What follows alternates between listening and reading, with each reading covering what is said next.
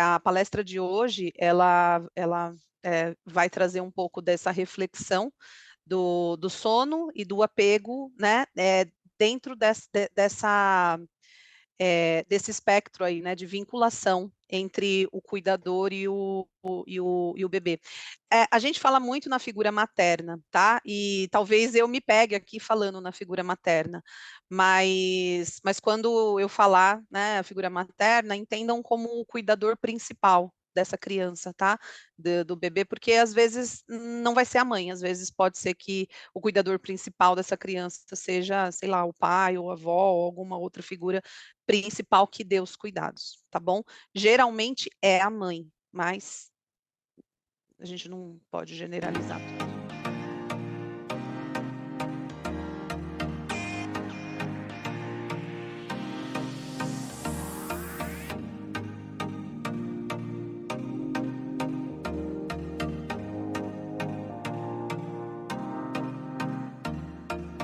Antes de eu começar a compartilhar, eu vou me apresentar de uma maneira mais informal, sem tantas apresentações de PowerPoint.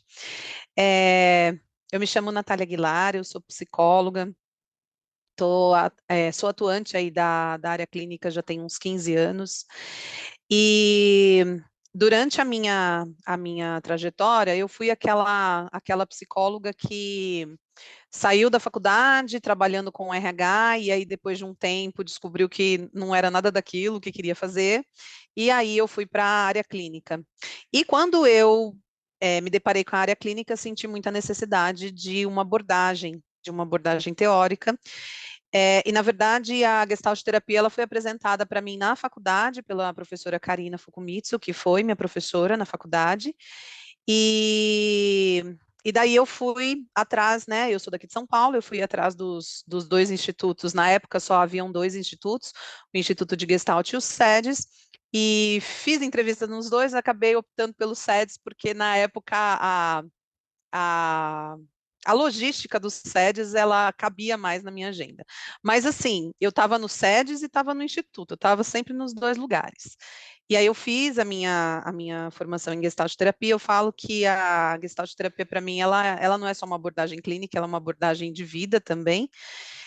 E depois desse período aí, vieram algumas coisas, veio a minha maternidade depois da experiência da pós-graduação do SEDES, veio a minha maternidade, eu sou mãe do Pedro, que tem 7 anos, e sou mãe da Laura e da Mariana, que são gêmeas, e hoje estão com 3 aninhos. E diante de todos esses processos aí de maternidade, puerpério, eu sou uma pessoa que, eu falo que assim, né, as coisas que me causam um incômodo, que me causam uma inquietação, quando eu não tenho resposta para elas, eu vou estudar sobre elas. E por que que eu estou contando essa história para vocês? Porque é desse lugar que eu falo, né? Que eu vou buscar esse aprimoramento teórico em cima das questões da maternidade, da perinatalidade num todo, em virtude da minha própria maternidade, né? Em virtude de todos os processos que eu vivenciei, tá?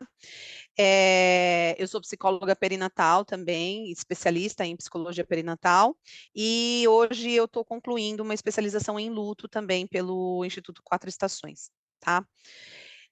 Então, para vocês terem ideia, é desse lugar que eu falo, tá? E quando a gente vai falar sobre luto, não tem como a gente não falar sobre as formações vinculares, e aí partindo um pouco disso que vem a teoria do apego, tá? Então aqui é o que eu já falei para vocês, tá? Essa apresentação que eu fiz de mim, tá? Esse bonequinho é o Pearls, que eu tenho lá no meu consultório. Sobre quais temas que nós vamos percorrer hoje, tá? Então a gente vai falar um pouquinho sobre a parentalidade nos tempos atuais versus essa polêmica do sono infantil. Eu vou dar uma pincelada. Vejam, gente, é uma palestra de 2 horas, então tudo aqui vai ser. São temas que, assim, a gente poderia se aprofundar muito, tá? Mas por conta do tempo, eu vou trazer assim alguns pontos principais, tá? E mais assim para vocês entenderem como que funciona o contexto da coisa, tá? Então, eu vou falar um pouquinho sobre a fisiologia do sono e os aspectos neurobiológicos, sobre os treinamentos de sono e sobre sono e apego, que é a última parte, tá? Então, se a gente for pensar na parentalidade, quando eu falo parentalidade, estou falando de pai e mãe, tá? Apesar de muitas das coisas serem concentradas muito nas mães, eu estou falando de pai e mãe, né? Esse sistema parental aí de cuidadores. Como é que era antes, né? Então eu coloco até a figura aí, né, da mãe, a mãe com essa característica da figura doméstica, da figura que cuida da casa. Tá aí essa mãe com um bebê no colo, com uma outra criança pequenininha e algumas roupas ali jogadas ali no fundo. Enfim, um cenário que vai dando a entender, né, que essa mulher, ela é a cuidadora do lar, é a cuidadora da casa e das crianças, da família num todo, né? Enquanto que o pai, é, antes, eles ocupavam o papel de provedor do lar, era a figura que saía para trabalhar, que tanto é que ele nem aparece nessa figura, né? Nessa figura, tudo que relaciona ao cuidado está relacionado à mulher. Como que é atualmente? A mulher ela foi conquistando alguns espaços sociais, principalmente com relação ao trabalho, mas na e aí, de novo, eu não vou generalizar, porque tem muitos homens que assumem esse papel também, mas na sua grande maioria o que a gente vê é a mulher que continua ocupando esse lugar de cuidado da casa, de cuidado com os filhos, e ainda saem para trabalhar. E os pais, majoritariamente, na maioria das vezes, continuam ocupando esse lugar de provedores do lar e acabam, acabam tendo uma participação menor aí, vamos dizer, tá?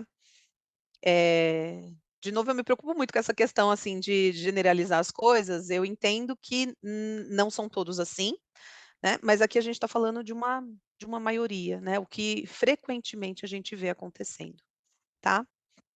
E aí a gente tem essa figura dessa mãe com o bebê no colo, com o telefone no ouvido, com o computador na frente, com a faca na mão cortando os legumes, meio que tendo que fazer tudo para dar conta de uma realidade que se, né, que se colocou aí para ela, tá? E aí, se a gente for pensar na questão do sono infantil, nós temos que é um tema polêmico. É um tema que a gente tem muitos profissionais, cada um falando uma coisa, cada um acreditando numa coisa, ao mesmo tempo muito banalizado, porque a gente vai ver que na especialização de luto a gente fala assim, né, que o luto é do enlutado. Então, o sono é da pessoa que dorme. Então, se a gente está falando do sono infantil, talvez a gente tenha que pensar nas necessidades dessa pessoa que vai dormir, dessa criança, né? E aí vem essa provocação que eu faço. As necessidades dos adultos, elas são vistas. E as da criança? Quando a gente vai pensar, quando a gente vai refletir sobre essa questão do sono infantil. Né? Em que momento que eu vejo quais são essas necessidades da criança? Porque geralmente a gente vê uma busca, né, de controle desses pais, quando eles são pais recém-nascidos também, a gente vê uma busca de controle para que eles consigam ensinar o seu filho a dormir, eles consigam estabelecer uma rotina de sono com o filho, né, para que eles possam, né, é claro que eles também precisam ter, né, uma boa noite de sono, né? E aí eles acabam partindo desse lugar, né, de controle, né, para tentar ensinar o filho a dormir sozinho no berço, tentar ensinar, enfim, todas as coisas aí que a gente vê, que a gente vai percorrer um pouquinho aí pela palestra. E aí vem uma outra provocação, né? Nós somos adultos ou nós somos crianças crescidas que esperamos receber do filho uma boa noite de sono? Por que que eu provoco isso? Porque a gente cria no nosso cenário, quando a gente tem um filho, a gente cria no nosso cenário mental aquele filho ideal. E quando a gente se percebe com um filho real, a coisa muda um pouco de figura. Porque daí a gente vê que a gente precisa desconstruir essa imagem do ideal e aceitar esse real, né? E aí a gente precisa entrar em contato com aquilo que eu estava esperando do outro. Eu estava esperando, né, isso do meu filho. Né? Essa idealização que eu faço faz com que eu espere alguma coisa, né? É, e, e talvez a gente esqueça um pouco do nosso lugar, que é o de ser adulto e deixar que os filhos sejam as crianças, né? Entendendo que biologicamente os nossos bebês eles nascem com uma imaturidade cerebral muito grande, um cérebro ainda muito primitivo. E quando eu falo nessa questão do cérebro primitivo, eu estou dizendo que ele vai precisar de um adulto para ajudá-lo nessa regulação quando quando ele sentir. Vamos entender assim, né, que sono, fome, qualquer desconforto que o bebê tenha, vai ser entendido por ele como perigo, né, como um perigo iminente.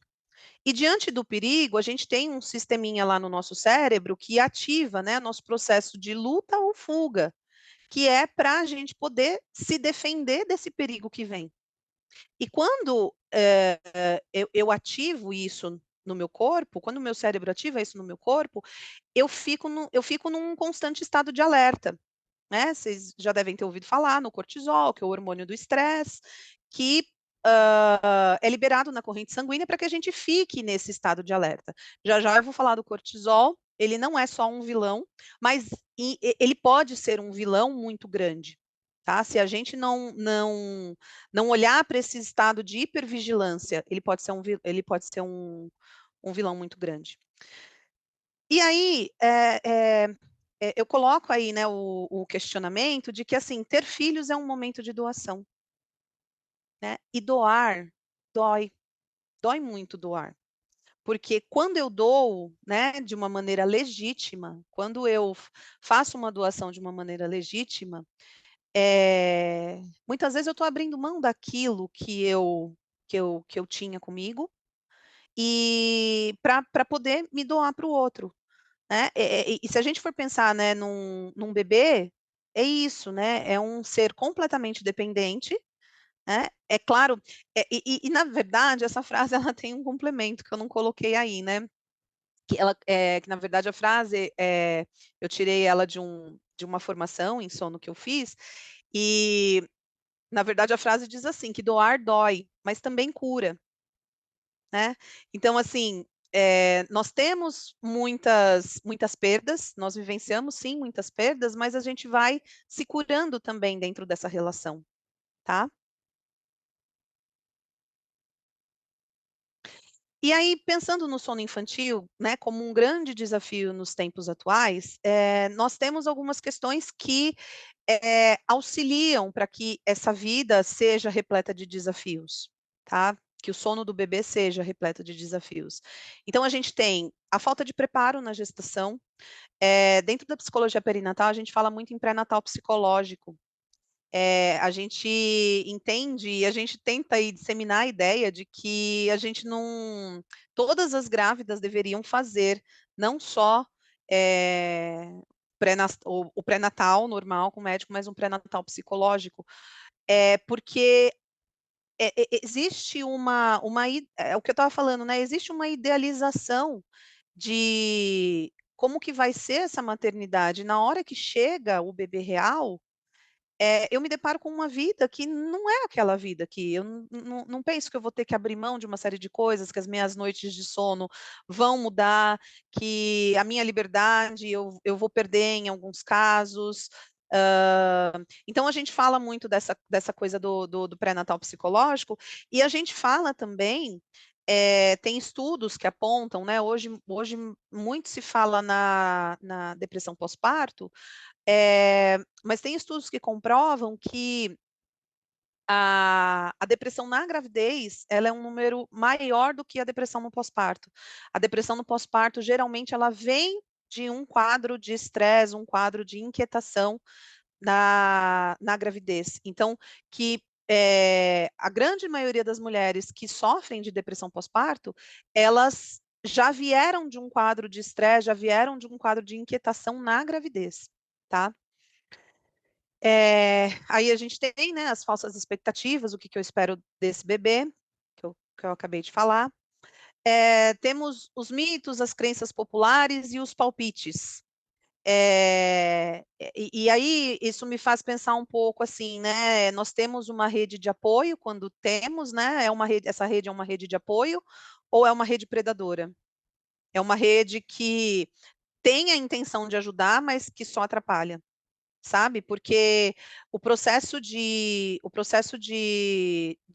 maternar, né, de parentar, vai sendo construído entre a mãe, o bebê, né, e o pai. Vai sendo construído nesse triângulo. E o que dá certo para mim não necessariamente vai dar certo para o outro. E a gente fala muito também, né, que a gente tenta desconstruir massivamente a ideia de instinto materno, porque a gente fala que a gente acredita muito no comportamento, no comportamento aprendido por meio da relação. É,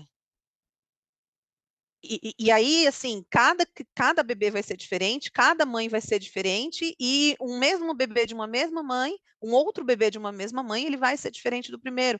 Então, o processo de maternar, ele vai sendo construído. A gente acredita mais nesse processo de construção do que nesse processo do instinto, que é algo que as mulheres se deparam assim no nascimento, tá, nasceu, e agora, cadê o instinto? Porque, tá, o que eu faço agora com esse bebê? Né? Muitas vezes a mulher ela se pergunta, mas porque vem uma coisa massiva em cima dela, não, porque agora você é mãe, você tem que saber, muitas vezes ela acaba passando por esse processo de uma maneira muito solitária, tá? E, e assim, se esse bebê está aprendendo a como estar neste mundo, né, fora da barriga da sua mãe, essa mãe também está aprendendo como cuidar desse bebê de maneira responsiva, tá? Então é uma díade, né? A gente tem esse movimento de aprendizado dos dois lados. Então é importante considerar isso, porque senão eu vou ficar sempre ali no controle da coisa. Não, eu tenho uma receitinha pronta e eu tenho que fazer desse jeito, tá? E aí isso vai me dando é, isso vai me impossibilitando de me conectar com esse bebê para corregular ele nas necessidades dele, para perceber as necessidades dele e conseguir ser uma mãe, um pai mais responsivo, a depender da necessidade, tá? Temos aí a necessidade de controle, então a gente entende que o sono ele não é controlável, ele é um ritmo biológico, tá? E, e ritmo biológico a gente não controla, a gente vive, né, o ritmo biológico. Eu vou falar já já sobre os ciclos do sono, e daí eu acho que vai ficar um pouquinho mais claro isso, tá? É, ausência de rede de apoio, né? É, e aí a gente entra um pouquinho naquilo que eu estava falando, né? O meu filho tem problemas com sono, ou eu que não tenho uma rede de apoio funcional. E aí a gente vai entendendo que a rede de apoio ela é fundamental para para uma família que tem um filho pequeno, porque um filho pequeno ele demanda muito, ele muda a realidade, né, das famílias de tal forma que que assim, né, eu escuto muitos relatos, assim, né, de mães no puerpério, lá no meu consultório, de mães, assim, que falam que eu tô vivendo, parece que assim, eu não percebo os dias passarem. É um relato muito comum. Eu não percebo os dias passarem. Eu só vou cuidando do bebê, eu só vou amamentando, eu só vou trocando, dando banho. Eu não vou percebendo. Então, é um momento em que tem um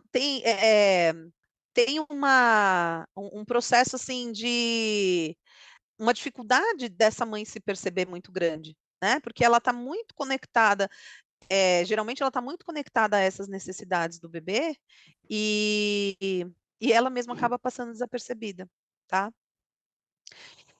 E aí a gente tem um momento de dormir, que daí é uma outra reflexão, né, que eu queria colocar aqui para vocês, que o momento de dormir, ele pode ser entendido, vamos pensar assim, o bebê passou ali 9 meses dentro da barriga, aí ele sai da barriga e a gente quer entuchar nele que ele tem que dormir de noite, né, quando escurece ele tem que dormir, né. Ele passou esse tempo todo em contato com essa mãe, né, dentro da barriga, em contato, fazendo, né, dormindo da forma como ele sabe dormir, porque não é que ele não sabe dormir, a questão é que o ritmo dele não é o mesmo ritmo da gente, tá? E aí, de repente, a gente tenta ensiná-lo a dormir. E aí, a gente pode entender que esse processo pode ser entendido pelo bebê como uma separação do contato com o cuidador, né? E que isso também pode causar bastante angústia, bastante essa angústia de separação, sabe? Na formação que eu fiz, né, de sono infantil, né, eles falavam assim, né, que essa era a grande questão, né, a questão polêmica, né, quando que o bebê vai dormir a noite toda? E na verdade, depois a gente chega à conclusão que a pergunta não deveria ser esta, a pergunta deveria ser outra. Já já ela vai aparecer para vocês. Antes disso, eu acho que é importante a gente poder falar um pouquinho sobre a fisiologia do sono. Então, a gente tem alguns neurotransmissores que são responsáveis pela regulação do sono, e esses neurotransmissores são o cortisol, a melatonina e a adenosina. Nós temos a questão de que ninguém dorme por 8 horas seguidas, né? Nós, quando nós vamos dormir de noite, nós passamos por ciclos de sono.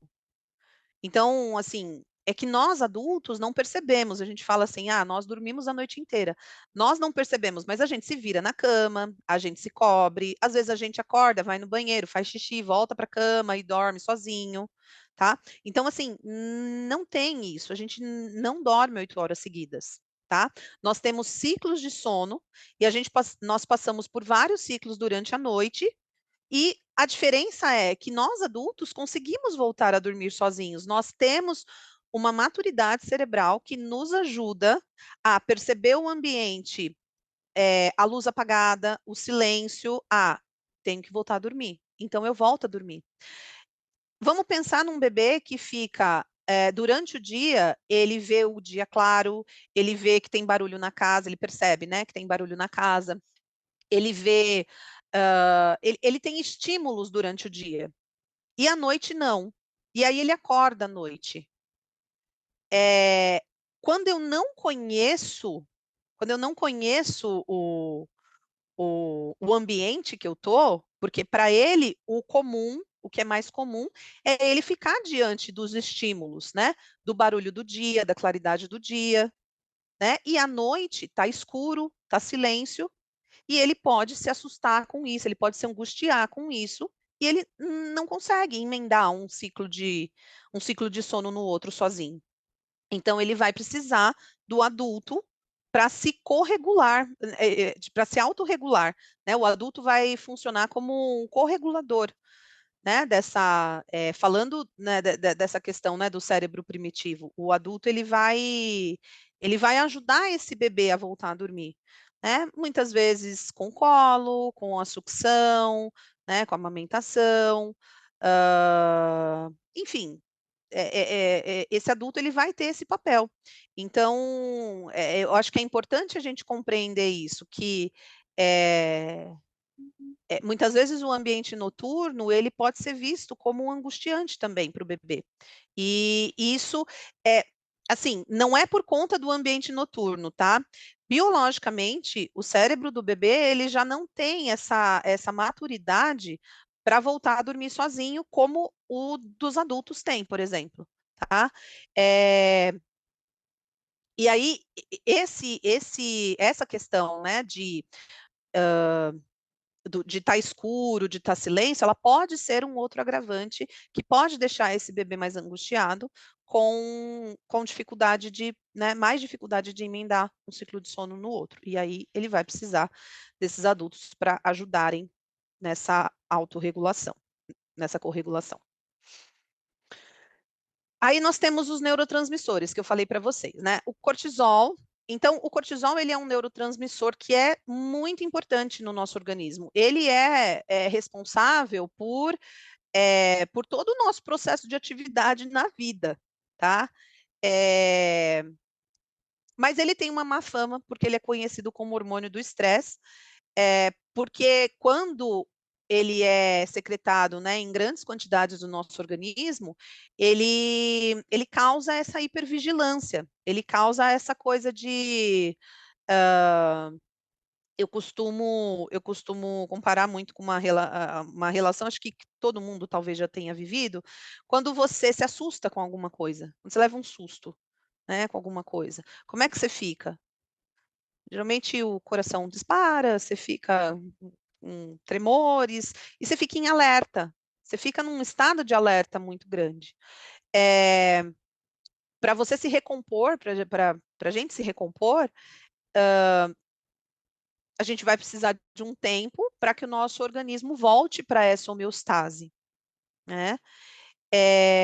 Só que se eu levo vários sustos consecutivos, que é o que eu estou falando dessa coisa, né, de estados de hipervigilância, eu vou ter muito cortisol na minha corrente sanguínea e isso vai dificultar, né, que eu consiga relaxar, tá? É, então, apesar da sua má fama, né, ele é necessário, pois ele nos mantém em alerta, respondendo aos estímulos ambientais. Ele é produzido pelas glândulas suprarrenais e seu pico fisiológico é pela manhã. Responsável pelo funcionamento geral do nosso corpo, em altas concentrações causa um estresse tóxico, podendo causar um desarranjo em nossas funções corporais. É ele que aciona o nosso mecanismo de luta ou fuga, e se ele estiver muito elevado ao final do dia, a melatonina, que eu já vou falar já já, não consegue entrar em cena para compor o cenário do dormir, tá? É, esse é o hormônio que mantém a gente, é o neurotransmissor que mantém a gente em alerta. Então, ele vai estar muito relacionado com esse processo da gente estar ativo. Se a gente pensar, né, que o sono, ele é um estado em que a gente precisa relaxar, que a gente precisa se entregar, né, para esse relaxamento mesmo, se eu tiver com os níveis de cortisol muito elevado, eu vou ter dificuldade de dormir, tá? A melatonina, ela é o neurotransmissor que atua opostamente ao cortisol, tirando a gente desse estado de alerta e auxiliando, junto com a adenosina, a indução e a manutenção do sono. Então, como que funciona? O nosso cérebro, ele vai percebendo que vai anoitecendo, quando a, a iluminação natural do dia, ela vai abaixando. Então, à medida que vai anoitecendo, a nossa retina ela consegue captar isso e manda a informação lá para o cérebro. Estou explicando de uma maneira mais didática, tá, gente? Manda a informação lá para o cérebro e, e aí esse cérebro ele entende que ele precisa produzir a melatonina porque já está chegando a hora de dormir, tá? O que que acontece hoje? Hoje a gente tem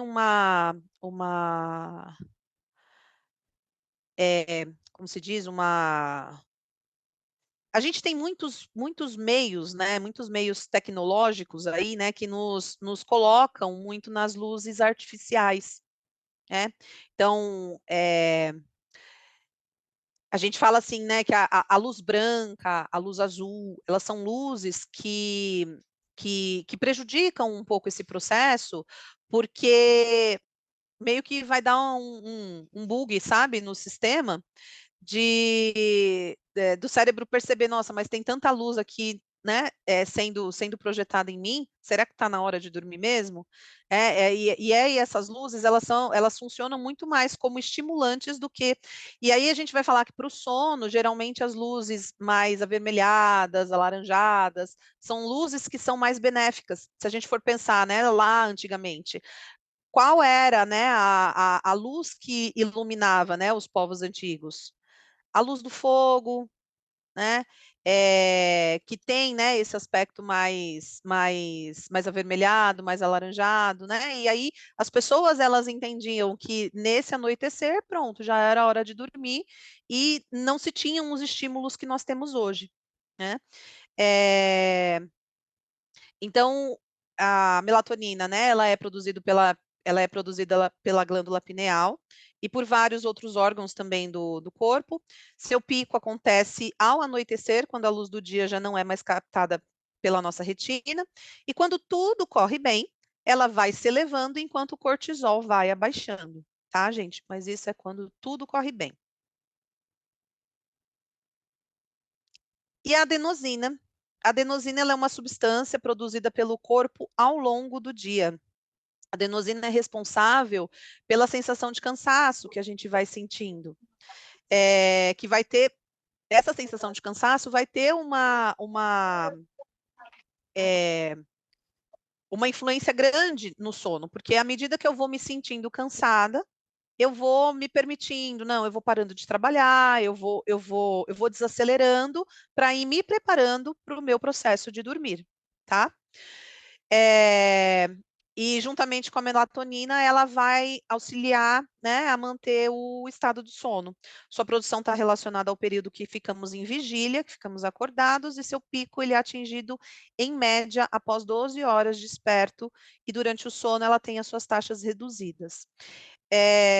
A gente brinca que assim, né? A gente geralmente, quando a gente está muito cansado, quando a gente percebe que a gente está começando a ficar com sono, a gente está assistindo, sei lá, uma aula, está fazendo um trabalho que é mais maçante, a gente vai ficando com sono, a gente vai lá e toma um cafezinho, né?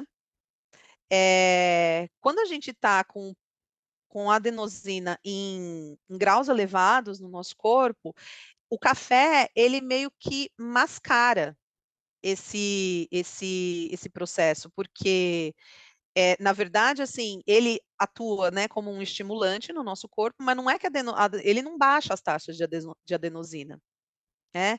Então ele dá só uma mascarada nesse processo de tô com sono, né? Ele dá uma mascaradinha ali, mas ali depois, quando o efeito dele passa, o cansaço ele vem e muitas vezes vem em efeito galope, né? As fases do sono, ainda falando um pouquinho de neurobiologia do sono. Nós temos, deixa eu pôr vocês para cá. Nós temos, então, é, duas fases no sono, que é o sono não REM e o sono REM. REM é essa sigla que do inglês significa Rapid Eye Movement. É, e a fase do sono não REM, ela é dividida no estágio 1, 2, 3 e 4. Vamos só passar aqui por esses estágios. O estágio 1. O estágio 1, então, ele é o estágio de sonolência. É a fase de transição do estado de vigília para o sono.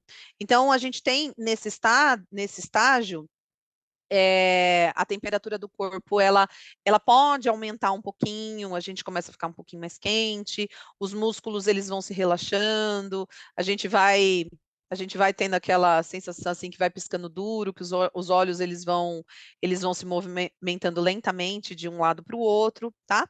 É a fase que a gente vai ficando, né, se preparando para esse adormecer. O estágio 2, esqueci de mudar aqui o nome do estágio 2. É, O estágio 2 é uma fase acima, não é sonolência, eu já confirmo para vocês o nome. O ritmo cardíaco e respiratório ele vai diminuindo, relaxam-se os músculos e a temperatura do corpo ela vai caindo, tá? O corpo entra então num estado de relaxamento mais profundo. Tá? Então, é uma fase acima, né? A gente vai entrando nessa profundidade e aí, de novo, gente, pensando quando tudo corre bem, tá? O que é esperado desse movimento do dormir. E aqui as fases 3 ou 4, as fases 3 e 4, que é a fase de sono profundo, tá? O cérebro ele responde menos aos estímulos externos e a gente relaxa mesmo, relaxa o corpo e entra nesse sono profundo, é os estágios 3 e 4 do sono. E temos a fase do sono REM, que é o estágio que os músculos atingem o máximo de relaxamento, mas a gente fala que é um período meio paradoxal, porque ao mesmo tempo que os músculos atingem o máximo de relaxamento, é um sono que ele começa a ficar mais leve, porque ele vai preparando o nosso corpo para o despertar. É nessa fase que os sonhos acontecem, tá? Então a gente fala que essa fase é uma fase de sono mais leve. É, Imagino que vocês já devam ter sonhado, né? Por que que a gente está lá sonhando, sonhando, sonhando, de repente a gente acorda? Porque a gente está nessa fase do sono, que é o sono REM, e aí de repente a gente está lá vivendo uma encruzilhada ali no sonho, e aí a gente acorda, tá? Porque essa fase do sono, ela é um sono mais leve, o cérebro, ele, apesar do corpo estar relaxado, dos músculos estar relaxado, o cérebro ele está mais ativo, tá?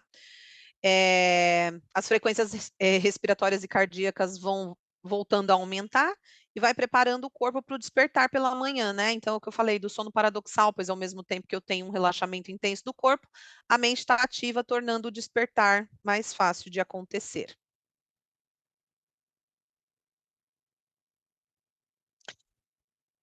O sono REM em bebês, ele representa 50% do sono, 50% por ciclo de sono. Então, assim, quando um bebê, eu vou mostrar a imagem já já de um ciclo de sono, o sono REM, que é esse sono mais leve, ele representa 50% do ciclo do sono do bebê, tá? Na criança de 4 a 3 anos, 30%, em adultos, cerca de 20%. E ele tá, o sono não REM, ele está diretamente ligado com essa maturação cerebral, porque o sono não REM é que a gente tem a fase do sono profundo. Então, ele está ligado com essa maturação cerebral. À medida que o meu cérebro ele vai desenvolvendo, à medida que eu vou crescendo, meu cérebro vai desenvolvendo, eu vou amadurecendo, eu vou aprendendo a entrar nesse estágio de sono mais profundo, tá? Mas assim, se atentem a essa informação, né? Que o sono REM dos bebês representa 50%. O que que a gente está querendo dizer aqui? A gente está dizendo que o sono dos bebês é muito leve, né? Que mesmo que eles façam, né, as sonecas, que eles têm um sono muito leve. E isso tem a ver com o processo de desenvolvimento cerebral deles mesmo.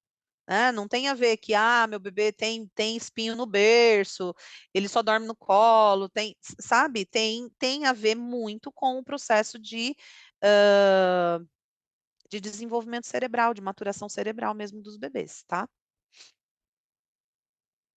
Aqui, ó, é uma imagem de um ciclo de sono do bebê que dura, em média, um ciclo de sono dura, em média, tá?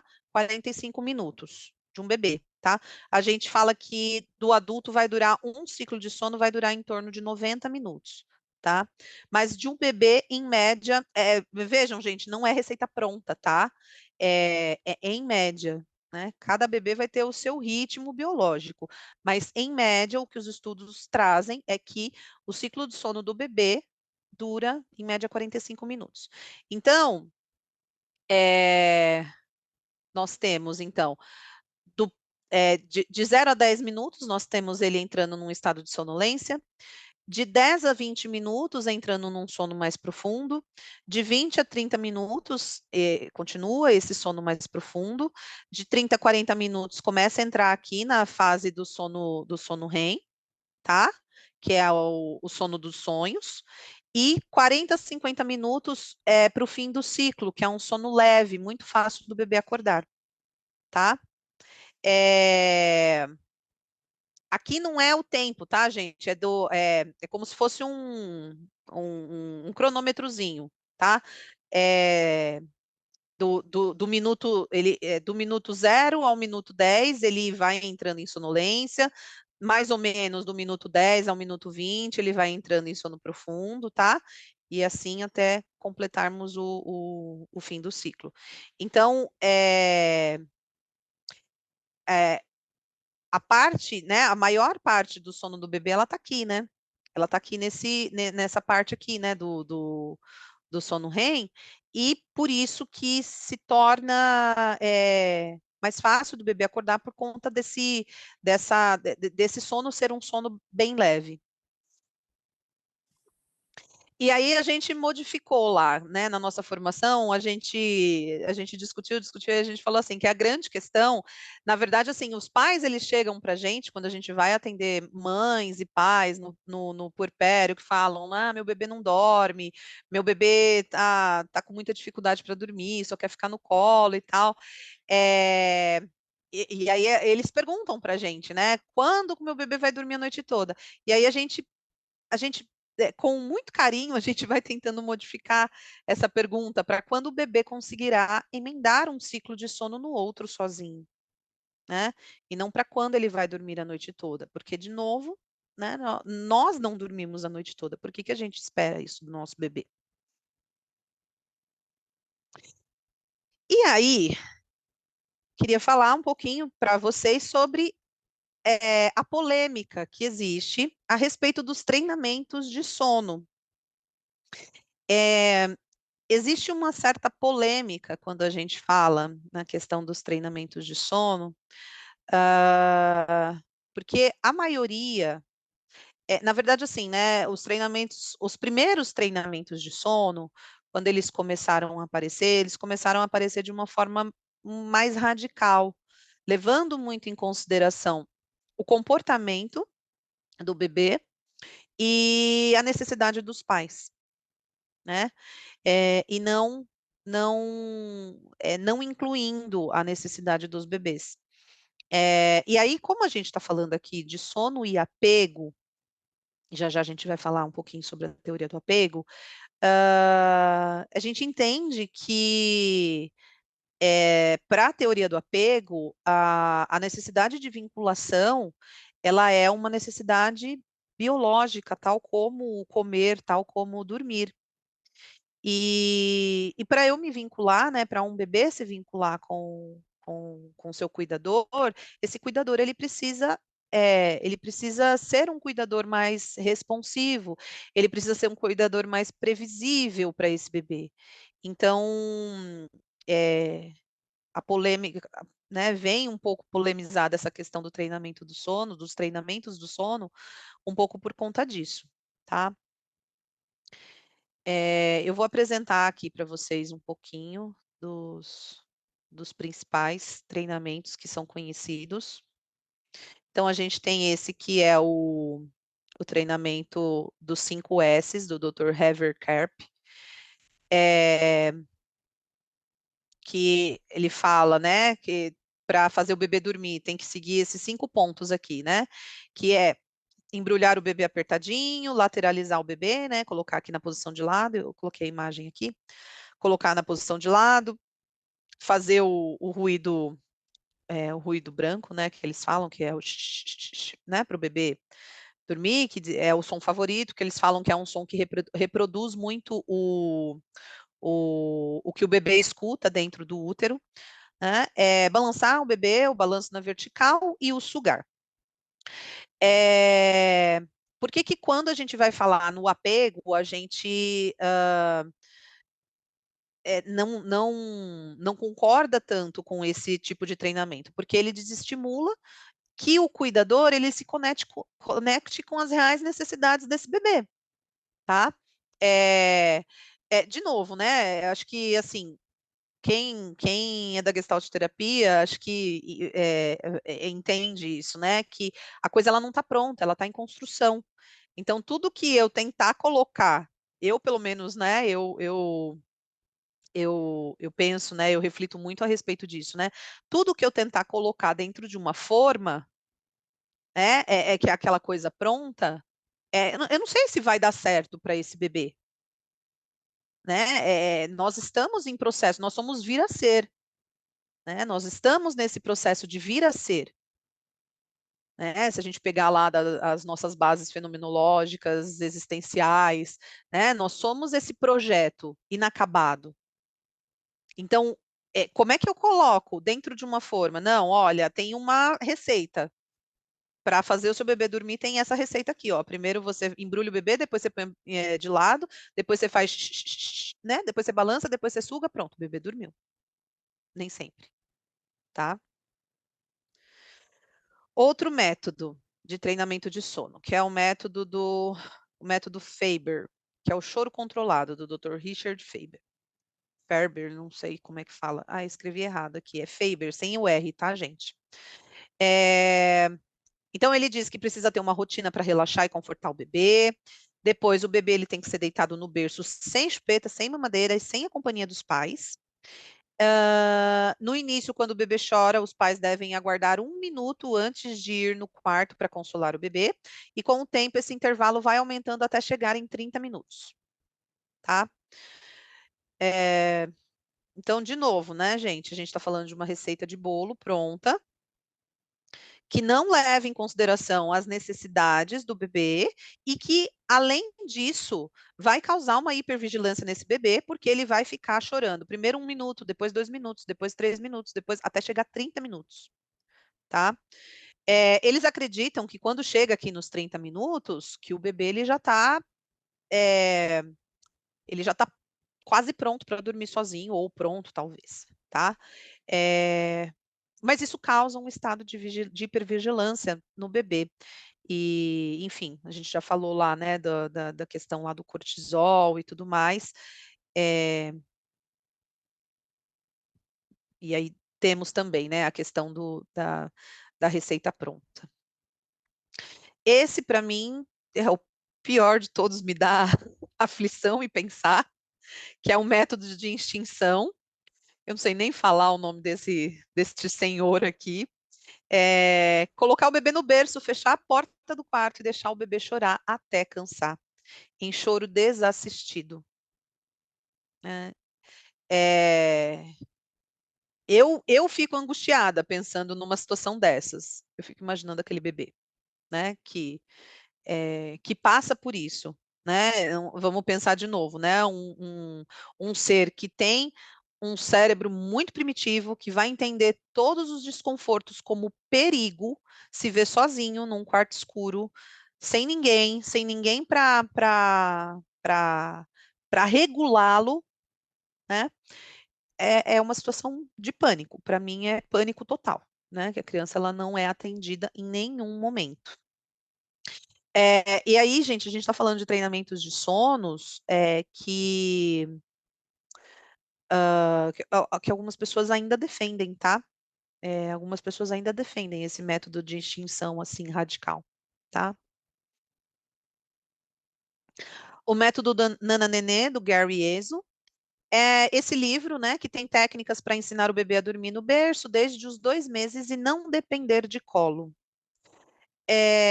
Alguém aqui já pensou na possibilidade de não dar colo para um bebê? Será que é possível, né? É isso? De novo, vamos pensar, vamos refletir um pouquinho desse lugar, né? De que nós somos correguladores do bebê, né? Os bebês, as crianças, eles necessitam muito desse contato né? Geralmente do pele a pele, porque isso corregula eles, isso acalma, isso dá aquela sensação de proteção, de previsibilidade, aqui é a minha base, vai dando essa sustentação para o bebê e para a criança. Não sei se vocês já perceberam, mas, por exemplo, a criança, sei lá, meus filhos, às vezes, durante a noite, eles pulam para minha cama, de vez em quando. E aí, a cama é grande, fica eu num cantinho, espremidinha, e meu marido num outro cantinho, espremidinho, e eles parecem um relógio, né? Mas eles precisam o tempo todo, um reloginho que fica rodando, sabe? Na cama o tempo todo, mas eles precisam o tempo todo estar em contato com a gente, né? Por quê? Porque eles precisam desse contato, né? Para essa regulação, esse contato físico, que isso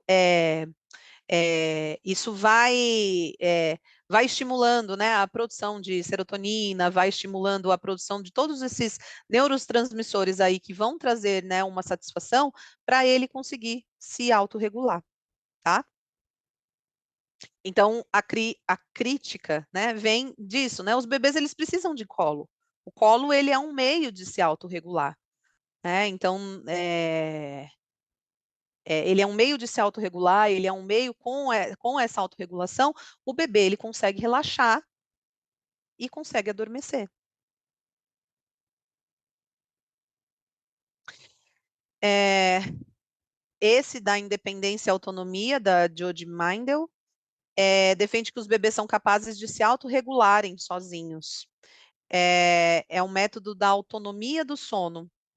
É um método que não condiz com o desenvolvimento cerebral, porque a criança ela se corregula com os movimentos de um cuidador. Então, de novo, o que a gente está falando aqui o tempo todo, o bebê ele não se corregula sozinho. Ele precisa partindo da teoria do apego, tá, gente? Ele precisa do cuidador para se corregular. E a gente entende também que a autonomia ela é algo que ela é conquistada. Não significa que esse bebê ele não vai aprender a dormir nunca. Não, não é isso. Mas ela é conquistada à medida que eu vou sendo responsiva, à medida que eu vou sendo previsível com esse bebê. Então a gente até fala, né, que quanto mais a gente se vincular, quanto mais a gente estiver disponível, quanto mais a gente estiver em contato, mais essa criança ela vai ter possibilidades de desenvolver uma autonomia maior perante a vida. Tá? Então a gente vincula, a gente tá ali disponível, né, para que essa criança vá construindo a sua própria autonomia. E esse método, que é o método que eu acho que é mais conhecido, que é o método do Pick Up and Put Down, da Tracy Hogg, conhecida como a encantadora de bebês. É, Ele diz que a gente deve tentar acalmar o bebê sem tirá-lo do berço. Se necessário, pegar no colo por 1 minuto e colocar no berço até ele aprender a dormir ali. É a tática chamada, né? Pegue e coloca de volta. A criança vai para o colo apenas para se acalmar e depois volta para a cama. E ele defende que precisa ter uma rotina easy, né? Que o bebê tem que dormir para a mãe ter tempo para si. Nós temos aí duas questões. Que a primeira, sim, a mãe ela precisa olhar para ela também, tá? Mas aí a gente vai voltar lá no começo da nossa conversa, para lembrar, né, de que a gente está num processo de doação. Quando a gente vai exercer esse papel da parentalidade, a gente está num processo de doação. E E aí, sim, se possível, é importante que a gente tenha uma rede de apoio para que nos ajude, para que nos coloque numa posição de que eu preciso, sim, tomar um banho mais tranquilo, sem o bebê ficar demandando de mim o tempo todo, né? Mas quando a gente pensa nesse método, a gente pensa que somente as necessidades do adulto elas estão sendo olhadas e não as necessidades do bebê, que primordialmente nessa fase ele tem muito essa necessidade de vinculação. E quando a gente fala de um afastamento, a gente está impedindo essa vinculação. E aí a Trace Hogg, ela vai falar também do método da cadeira vazia, que é você ir distanciando a cadeira do berço a cada 3 noites. Então, uma noite está perto do berço, então 3 noites, aí depois está um pouquinho mais longe, um pouquinho mais longe, um pouquinho mais longe, até o bebê aprender, né, que ele tem que dormir sozinho, ele não mais, né, perceber você lá no seu campo visual e perceber que ele tem que dormir sozinho.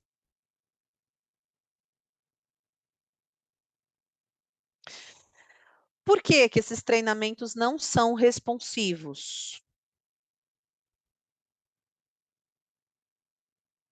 Então a gente vai pensar, né, que eles ignoram as necessidades infantis, ignoram as necessidades emocionais de proximidade, previsibilidade e proteção.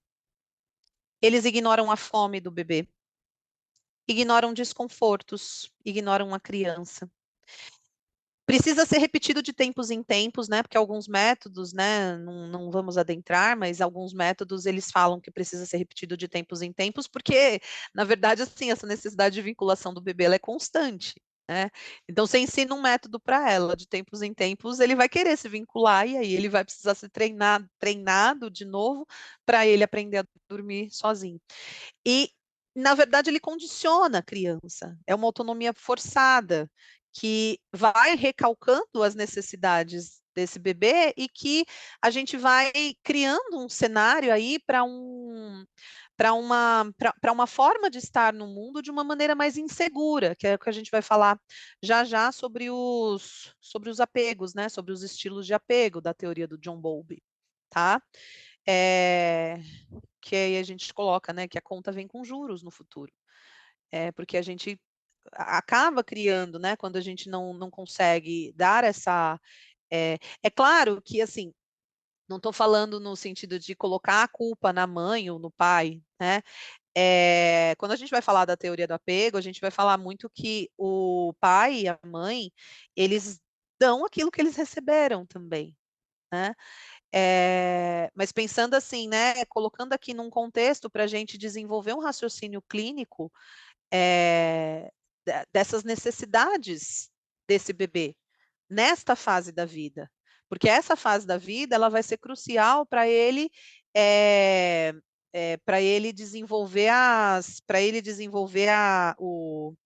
os estilos de apego dele, o estilo de apego dele predominante, tá?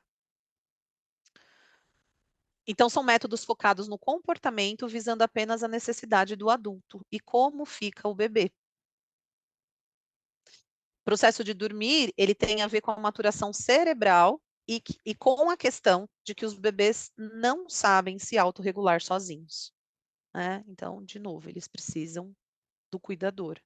Eles precisam de um cuidador responsivo, previsível. Os outros métodos que eu apresentei para vocês são métodos mais radicais, né? Atualmente se falam em métodos mais flexíveis. Então, atualmente a gente fala, né, sobre a cama compartilhada, sobre a promoção da amamentação, sobre o desmame gentil. E aí vão percebendo que todas essas situações aqui, o bebê ele está incluso, tá? Não é só vamos criar um método para facilitar a vida dos pais. Não, aqui o bebê ele está incluso. Então, os pais precisam dormir e esse bebê também, ele precisa dormir de uma maneira em que ele se sinta mais segura. Então, tem alguns profissionais que defendem a cama compartilhada, né? A promoção da amamentação. É claro que tudo isso é sobre orientação, sobre vigilância, tá?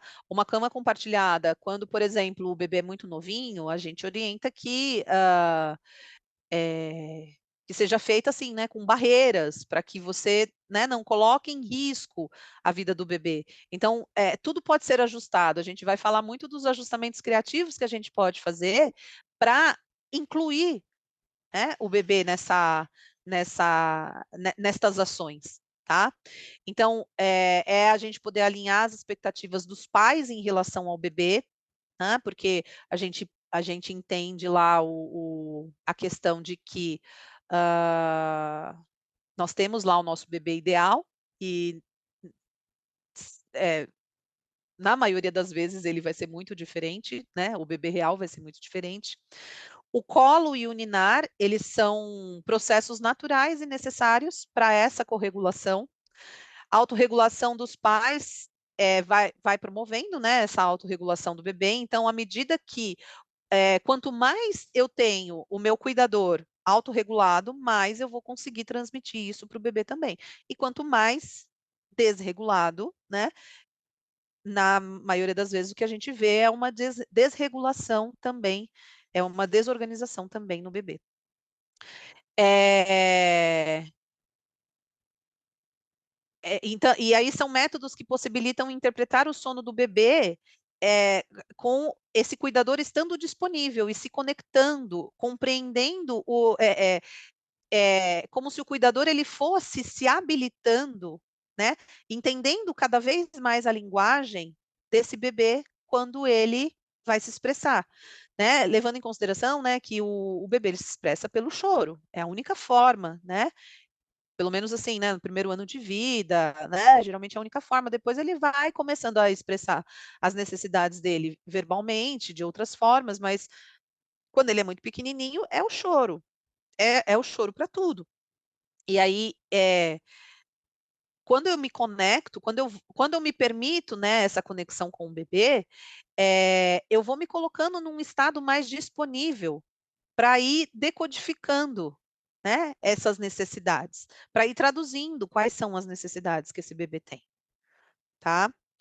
E aí, de novo, a gente está falando de um processo de construção, né, que não é instinto, é construção, tá? Construção de duas pessoas que estão aí na, na relação.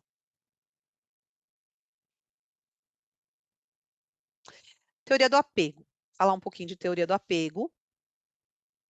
Então, o apego, ele é biológico, ele é inato no ser humano.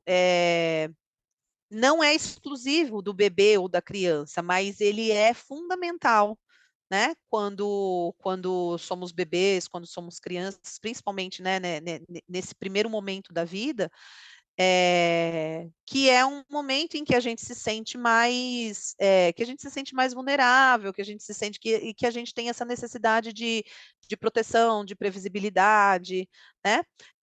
E de se vincular a uma figura cuidadora, tá?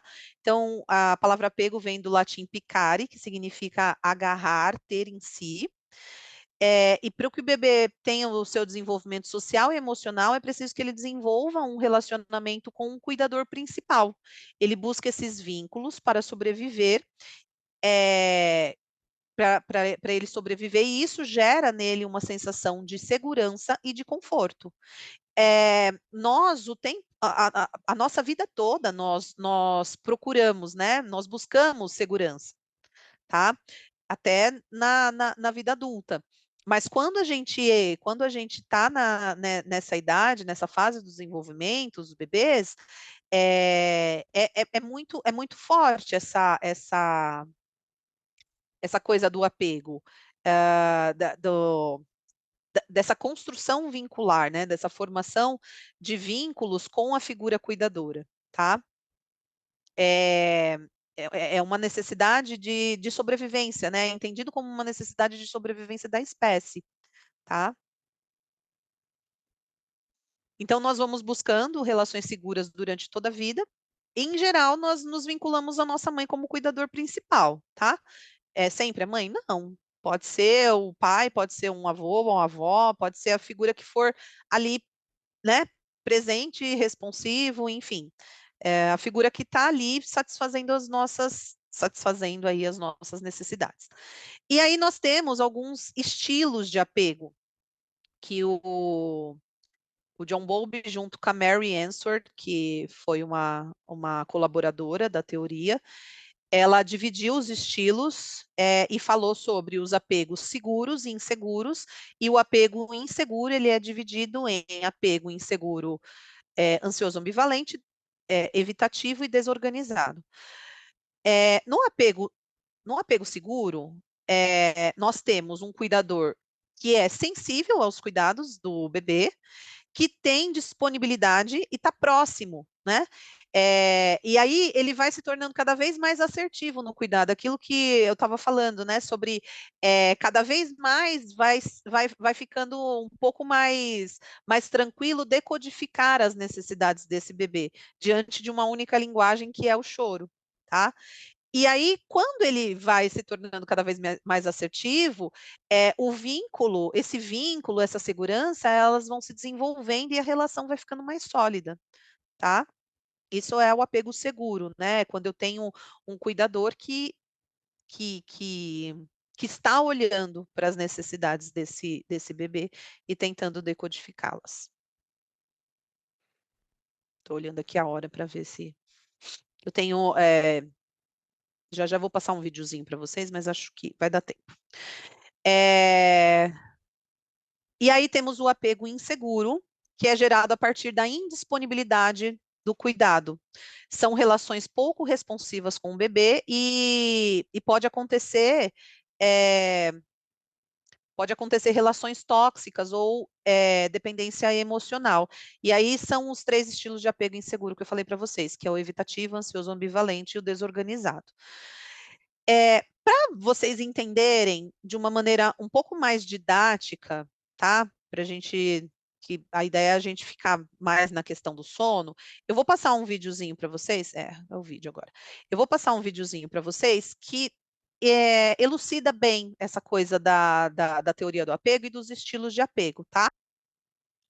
The attachment theory argues that a strong emotional and physical bond to one primary caregiver in our first years of life is critical to our development. If our bonding is strong and we are securely attached, then we feel safe to explore the world. We know that there is always that safe base, which we can return to any time. If our bond is weak, we feel insecurely attached. We are afraid to leave or explore a rather scary-looking world, because we are not sure if we can return. People who are securely attached are said to have greater trust, can connect to others, and as a result are more successful in life. Insecurely attached people tend to mistrust others, lack social skills, and have problems forming relationships. There is one type of secure attachment, and there are 3 types of insecure attachments: anxious ambivalent, anxious avoidant, and anxious disorganized. In responses to distress, the first 3 react organized, while the last acts disorganized. To understand the theory better, let's look at Mr. and Mrs. Smith, who have 4 children: Luca, Anne, Joe, and Amy. The Smiths are lovely parents who cuddle, make frequent eye contact, speak warmly, and are always there for their kids. But one day, Mr. Smith falls very sick and dies. For Mrs. Smith, life now becomes very difficult. She spends all day working, while at the same time trying to care for her children. An impossible task. At 6 years of age, Luca's brain is for the most part developed, his character strong and his worldview shaped. The new situation does not affect him much. He knows there is still always Mum, his safe haven. He feels securely attached. Later, he turns into a trusting and optimistic young man. His self-image is positive. Anne, who is 3, has problems coping with the new lack of attention. To Anne, her mother now acts unpredictably. She is anxious about their relationship and as a result becomes clingy. To get her mum's attention, she has to raise her emotional state and scream. When her mum finally reacts with a predictable response, she herself acts ambivalent and doesn't show her true feelings. Later in life, others think Anne is unpredictable or moody. Her self-image is less positive. Her attachment style is anxious ambivalent. 2-year-old Joe spends his days with his uncle, who loves him, but thinks that a good education means being strict. If little Joe shows too much emotion or is too loud, his uncle gets angry and sometimes punitive. This scares Joe. He learns that to avoid fear, he has to avoid showing his feelings, also in other situations. As an adult, he continues this strategy and has problems entering relationships. His image of himself is rather negative. His attachment is anxious avoidant. Amy, who is just 1 year old, gets sent to a nursery. The staff there is poorly trained, overworked, and often very stressed. Some are outright abusive. Amy therefore becomes anxious of the very people she seeks security from, a conflict which totally disorganizes her ideas about love and safety. As she is experiencing fear without resolution, she tries to avoid all social situations. As an adult, she thinks of herself as unworthy of love. Her self-image is very negative. Her attachment is anxious, disorganized. Our attachment is formed in the very first years of our lives, a time when we are too young to communicate our anxiety and as a result can experience high levels of stress. Then our adrenal gland, an organ sitting on top of our kidneys, produces the stress hormones adrenaline and cortisol. The heart rate increases, the blood pressure goes up, and we become alert. If that happens frequently, it is called toxic stress. Toxic because it impairs the development of a child's brain and weakens the immune system. In embryos or at a very young age, toxic stress can even switch the expressions of genes, which can affect our health many decades later. By simulating a strange situation, we can assess an attachment style already by the age of 1. To do this, we let the child play with their mother for a few minutes inside a room. Then the child is left alone. The key moment is the child's reaction when her mother returns. Securely attached children first usually hug their mother, then can calm down and eventually get back to playing. Insecurely attached children can be ambivalent and avoidant. Some can't stop crying or refuse to continue playing. The long-term effects of our attachment in the early years are well documented. Using the theory, researchers at Minnesota University were able to predict already at age 3 if a child would drop out of high school with 77% accuracy. In another study, undergraduates at Harvard were asked to assess how close they felt to their parents. 35 years later, they were asked about their health. 91% of those who said they had a rather broken relationship with their mother were also diagnosed with health issues, including coronary artery disease, hypertension, and alcoholism. For those that had reported a warm relationship, the figure of poor health diagnosis was just 45%. But there is another reason why the early years deserve special attention. They are the starting place for subsequent behaviors. A kid that feels securely attached at age 2 can make friends at kindergarten. Their worldview gets reinforced with every interaction and they develop optimism. As a result, they make good relationships at school, then at college, and later at work. Highly insecurely attached children can miss out on this opportunity. Psychologist John Bowlby, a pioneer in attachment theory, allegedly said, "What cannot be communicated to the mother cannot be communicated to the self." In other words, those who feel insecurely attached might not quite understand themselves. To get to know who they are and what they feel, they might have to go way back in time.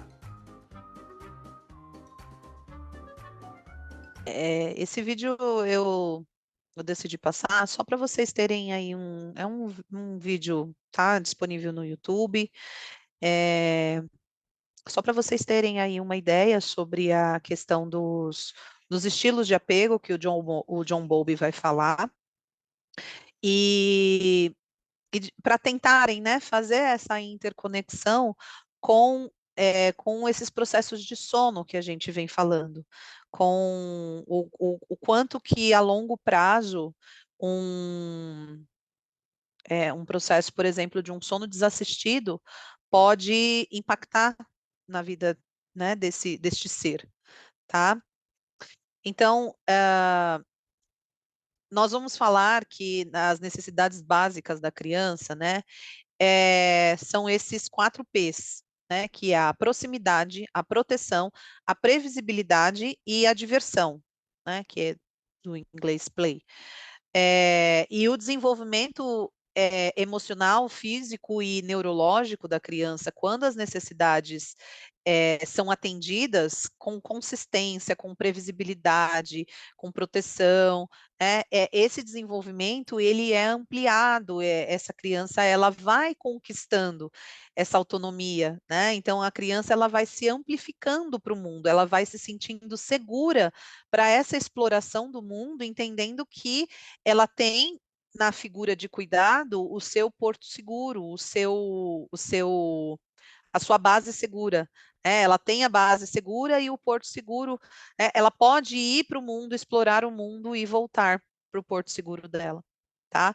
Então, quando a gente comunica isso para essa criança, quando a gente comunica essa questão aí, né, da proximidade, da proteção, da previsibilidade, a gente vai dando esse suporte, nós vamos funcionando, como a gente fala na Gestalt terapia, nós vamos funcionando como suporte para a criança constituir o autossuporte dela. E aí vem, né, outra polêmica, né? Isso não vai causar dependência na criança, isso não vai, enfim. Nós entendemos que a infância é um momento de depender, né? Crianças dependem, né? Nós não nascemos com autonomia. Nós somos seres que vivemos em relação, né? Então, nós não nascemos com essa autonomia construída, essa autonomia ela vai sendo construída ao longo da vida. Então, infância é momento de depender. E aí, se a gente entende que infância é momento de depender, cai por terra essa ideia de que o apego ele pode gerar a dependência, né? O Bowlby fala, né, que onde há apego não tem dependência. Onde tem apego vai ter essa questão da possibilidade de termos, né, seres que vão conquistando mais uma autonomia e se experimentando mais em relação ao mundo, tá? Então, a verdadeira autonomia vem de uma dependência profunda, então eu preciso viver essa dependência para conquistar essa autonomia. Quanto mais forçamos uma independência, mais a gente posterga a autonomia, porque nós somos seres interdependentes, né? Nós conquistamos a autonomia, tá?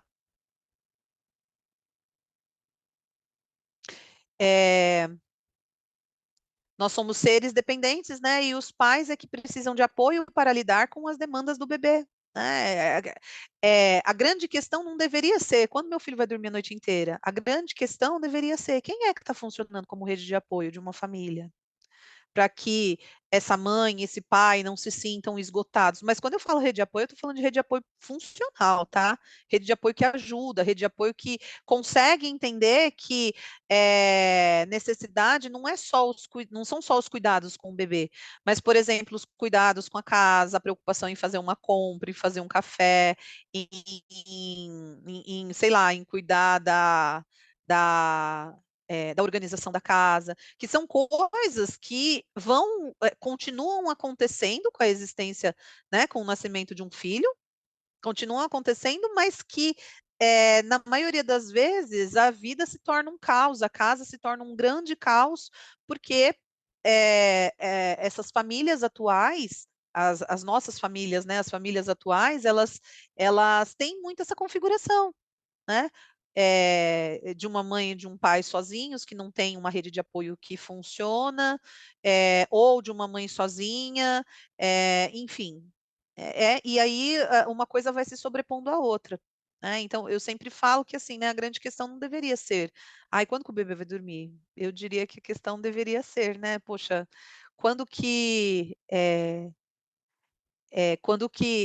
como que eu constituo, né, uma rede mais funcional? E aí a gente tem uma questão social também, né, que a mulher ela tem que voltar a trabalhar, né, porque atualmente ela é também entendida como provedora do lar. Então, assim, é um tempo muito curto para se ficar com o bebê. A gente tem todas essas questões que impactam também nesse processo de estar ali vinculado, né, com o nosso filho. tá? E aí a gente entende que não é o bebê que tem que se adaptar, mas sim os pais que têm que ser flexíveis ao processo de desenvolvimento, para que a autonomia venha de maneira natural. Né? Então, às vezes chega em consultório, eu escuto, né, algumas mães que falam, né, que o bebê ele tem que se adaptar à nossa rotina. E aí a gente vai voltar para a questão, né, do desenvolvimento cerebral dele. Ele não tem condições de fazer isso. Né? Ele não tem essa habilidade ainda formada. E ele só vai conseguir formar isso à medida que ele se sentir seguro, que ele se sentir cuidado, que ele se sentir vinculado que ele sentir essa proteção, né, do seu cuidador. Essa Letícia Cubo, ela é uma das professoras da formação em sono que eu fiz, tá? E ela diz o seguinte, que dormir sozinho significa conhecer o sinal de sono do seu filho, preparar o ambiente e oferecer a ele tranquilidade e segurança. Dessa forma, ele adormecerá em paz, sem esforço. A verdadeira autonomia vem desse lugar, da entrega intencional, né? E é, eu leio essa frase e aí eu fico pensando no quanto é difícil as mães, principalmente as mães hoje, conseguirem ter essa entrega intencional, né? Diante de todos os estímulos que a gente vive na nossa sociedade. Como é difícil esse processo de doação, né? Mas é entendendo esse lugar, né? Que a maternidade, né? A parentalidade, ela traz esse lugar de que eu tenho que me doar, porque porque este ser ele é completamente dependente de mim, né? E o Bowlby vai dizer, né? Sempre que a mãe não parece disposta a desempenhar o seu papel na manutenção da proximidade, a criança está em alerta para assegurar, pelo seu próprio comportamento, que a proximidade seja mantida. Quando, por outro lado, a mãe se mostra pronta a manter a proximidade, a criança pode modelar seus próprios esforços e relaxar, né? E aí eu acho que isso tem tudo a ver, né, com o processo de sono. À medida que eu me aproximo, à medida que eu me conecto, à medida que eu tô ali perto, que eu dou previsibilidade para essa criança, é, ele tem essa possibilidade de relaxar e entender que, não, eu tenho uma pessoa que está ali por mim, então eu posso confiar nesse ambiente, tá? Aqui, gente, é uma fala de um pediatra que participou de um congresso, é um vídeo bem curtinho que eu vou passar para vocês. É a fala de um pediatra que falou num congresso de pediatria do ano passado. E eu acho que ele tem uma fala muito sensível com relação a essa questão do sono, tá? Vou botar aqui para vocês ouvirem. Confirmem se o som está saindo direito, tá? Los niños a los que se les deja llorar 1 minuto, 3 minutos, 5 minutos, 7 minutos, al cabo de unos días, la inmensa mayoría dejan de llorar por la noche. Es verdad, funciona. ¿Por qué funciona? ¿Porque el niño aprendió a dormir? No, los niños saben dormirse antes de nacer. Entonces, ¿qué es lo que ha pasado? No es que aprenda a dormir, no es que deje de despertarse, es que deja de llorar cuando se despierta. ¿Por qué? Porque ha aprendido que aunque llore, sus papás no van a ir. Y funciona. Cuando ve que sus papás no van a ir, pues deja de llorar. Ahora la cuestión es, ¿tú quieres que tu hijo aprenda eso? Yo no quiero que mis hijos aprendan eso. Yo quiero que mis hijos sepan que cualquier problema que tengan, yo estoy allí para lo que haga falta. Entonces, ¿cómo puedes esperar que a los 15 años tu hijo te consulte si resulta que a los 2 años ya le dijiste, mira hijo, no me llames que no voy a ir? É só um trechinho, tá? Mas eu acho a fala dele muito sensível nesse sentido, né? Como é que a gente espera que os nossos filhos, né, quando grandes, eles possam ter um canal de ligação, de conexão com a gente, se a gente não planta isso lá atrás, né? Então, o bebê que ele dorme lá no sono desassistido, por exemplo, que é o método que, gente, é o que mais me impacta, é, se a gente deixa lá ele chorar, o que que ele aprende? Ele aprende a dormir? Não, ele não aprende a dormir. Ele aprende que ele tem que seguir sozinho na vida. E se a gente pensar nisso para um bebê, é no mínimo triste isso. né? Dele entender, né? Que na trajetória dele ele tem que ir sozinho, porque ninguém vai socorrer. Né? É o que a gente chama a gente fala, né, nesse sentido, a gente fala mais do estilo de apego evitativo, né? Que é essa pessoa que ele solicitou tanto, mas ele não foi atendido nas suas necessidades, que ele deixa de solicitar. Né? Ele desativa esse comportamento de apego dele, porque ele entende que ninguém vai socorrê-lo mesmo. Né? Eu acho isso muito triste. Né? E acho que é importante, né, que a fala desse Dr. Carlos Gonzalez aqui, eu acho que ela é bem importante nesse sentido, né, que se a gente quiser criar conexões com os nossos filhos na infância, na adolescência, na vida adulta, esse trabalho ele precisa vir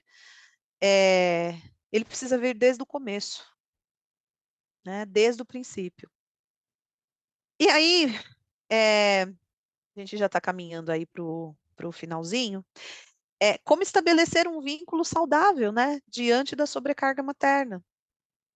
Acho que esse é um questionamento que eu me coloco muito, eu coloco muito para os meus pacientes. A gente precisa, né, constantes ajustamentos, porque não é fácil, não é fácil para uma mulher, para uma família, ter que dar conta de tudo, né? Ela não deixou de ocupar aquele lugar de cuidado lá de quando a gente começou a palestra. Ela não deixou de ocupar aquele lugar, só que foram colocadas outras funções para essa mulher. Né? E muitas vezes ela não dá conta para essa mulher ou para o cuidador. Né? E muitas vezes não se dá conta. Né? A Vera Iaconelli é uma psicóloga, psicanalista, apesar dela ser psicanalista, né? Eu gosto muito dessa frase que ela fala, que ela faz um questionamento em um dos livros dela, que é acho que é o Mal-Estar da Civilização, o Mal-Estar da Maternidade, uma coisa assim. Está nas referências bibliográficas, já já a gente olha. Ela fala, né? A gente está falando quando uma mãe não dá cuidados para os seus filhos, a gente está falando de uma negligência materna ou a gente está falando de uma negligência social?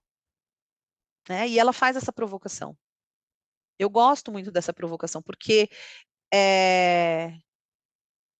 quando a gente fala em negligência materna, a gente está colocando a culpa na mãe, sabe? Aquela velha história, a culpa é da mãe. Mas se a gente fala em negligência social, a gente está falando de todo um contexto que também não olha para essa mãe, para que essa mãe consiga se conectar com o seu filho. E aí, por fim, né, eu trago essa imagem, né, que é essa tribo, né? Essa tribo olhando para suas crianças. E é disso que a gente está falando.